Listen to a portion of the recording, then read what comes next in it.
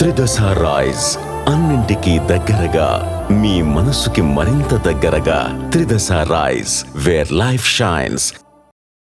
నమస్తే, welcome to ఆకాశ రమణ. కూటమిలో ఎవరి దారి వారిదేనా?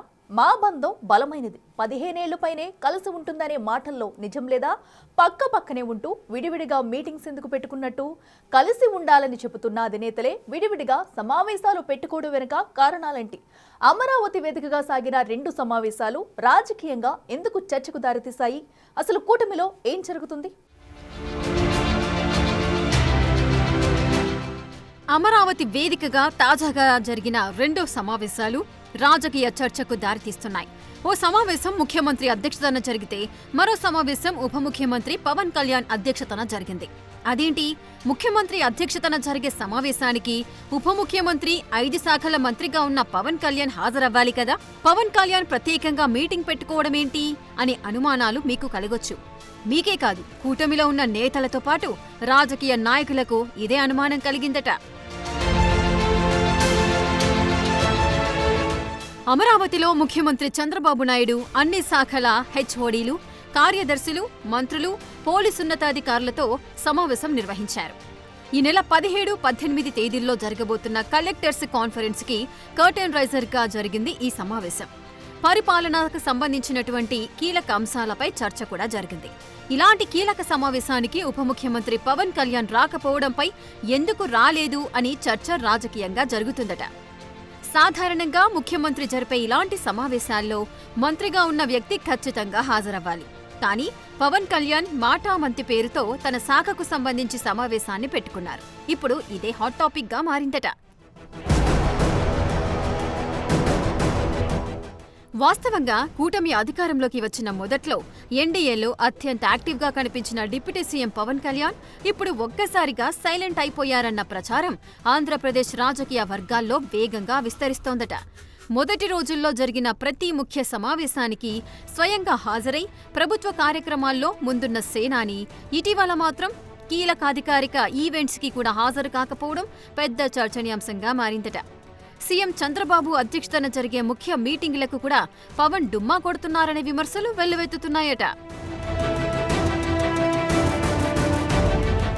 అమరావతిలోనే ఉన్నప్పటికీ సీఎం చేపట్టే అత్యావశ్యక కార్యక్రమాలకు వెళ్లకుండా ఆయన సొంత షెడ్యూల్ని ఫాలో అవుతున్నారని రాజకీయ వర్గాల్లో చర్చ నడుస్తుందట.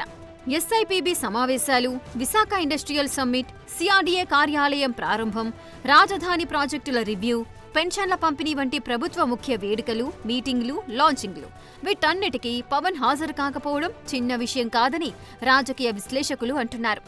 కూటమి భాగస్వామ్యంలో ఇలాంటి గ్యాప్, ముఖ్య కార్యక్రమాల్లో పవన్ కనిపించకుండా పోవడం సంథింగ్ ఈజ్ రాంగ్ అన్న చర్చలకు మరింత బలం చేకూరుస్తోందని రాజకీయ విశ్లేషకులు అభిప్రాయపడుతున్నారు. అయితే ఇదంతా పవన్ కళ్యాణ్ వాంటెడ్ గా చేస్తున్నారా, లేక ముందస్తుగానే షెడ్యూల్ అయిన కారణంగానే సీఎం సమావేశానికి హాజరు కాలేదా అనే విషయంపై క్లారిటీ రావాల్సి ఉందనే చర్చ పొలిటికల్ సర్కిల్స్ లో నడుస్తోంది. అంతేకాదు, పవన్ కళ్యాణ్ వ్యక్తిగతంగా పాలనలో తన ఇమేజ్ ని పెంచుకోవాలని భావిస్తున్నారా అనే మాటలు కూడా వినబడుతున్నాయి. ఇక పార్టీ అధినేతగా విడివిడిగా సమావేశాలు పెట్టుకోవడం ద్వారా దాని ఇంపాక్ట్ క్యాడర్ మీద కూడా పడే అవకాశం లేకపోలేదన్న అభిప్రాయాలు కూడా వ్యక్తమవుతున్నాయి. కూటమి సభల్లో 3 పార్టీ కార్యకర్తలు కలిసి ఉండాలని, చిన్న చిన్న పొరపాట్లు జరిగితే సరిదిద్దుకుని ముందుకు వెళ్లాలని, కార్యకర్తలు, నేతల ప్రస్తావన కారణంగా కూటమి ఐక్యతను దెబ్బతీయొద్దంటూ పదే చెబుతున్న పవన్ కళ్యాణ్ ఆచరణలో మాత్రం కానీ ఎందుకు ఫాలో కావట్లేదని ప్రశ్నలు కూడా వినిపిస్తున్నాయి. కారణాలేమైనా గానీ పవన్ కళ్యాణ్ విడివిడిగా సమావేశాలు పెట్టుకోవడం, కూటమి కలిసి చేస్తున్న కార్యక్రమాలకు హాజరు కాకపోవడం వల్ల నెగటివ్ టాక్ స్ప్రెడ్ అవుతుందనే అభిప్రాయం పొలిటికల్ సర్కిల్స్ లో వినబడుతోంది. పొరుగునున్న తెలంగాణ రాష్ట్రంలో ముఖ్యమంత్రి కీలకమైన కార్యక్రమాల్లో డిప్యూటీ సీఎం ఉన్న మల్లు భట్టి విక్రమార్క ఖచ్చితంగా పాల్గొంటున్నారు. కర్ణాటకలోనూ ఇదే తరహా వాతావరణం కనిపిస్తోంది. కానీ ఏపీలో మాత్రం ముఖ్యమంత్రి సమావేశాలకు, కూటమి నిర్వహించే సమావేశాలకు పవన్ దూరంగా ఉండటం వెనుక మతలబు ఏంటో జనసేన నాయకులే చెప్పాలని మాట వినబడుతోంది. మొత్తం మొత్తానికి తాజాగా జరిగిన హెచ్ఓడీలు సెక్రటరీల సమావేశానికి పవన్ రాకపోవడం, అమరావతిలోనే తన శాఖకు సంబంధించిన కార్యక్రమాలు నిర్వహించుకోవడం వెనుక మతలబు ఏంటనే దానిపై పెద్ద చర్చ జరుగుతోంది.